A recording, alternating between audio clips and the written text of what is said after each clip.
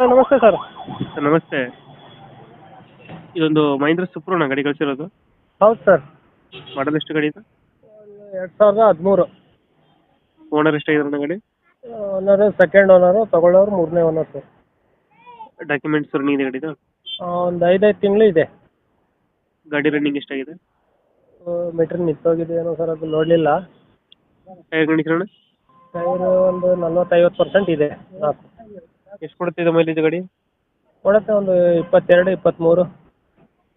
4 gear ಗಾಡಿ? ಹಾಂ, 4 gear. Loan ಯಾವುದಿಲ್ಲ ಅಲ್ಲ ಗಾಡಿ ಮೇಲೆ? ಲೋನ್ ಇಲ್ಲ ಸರ್. ಲೋನ್ ಯಾವುದಿಲ್ಲ. ಲೋನ್ ಯಾವಿಲ್ಲ.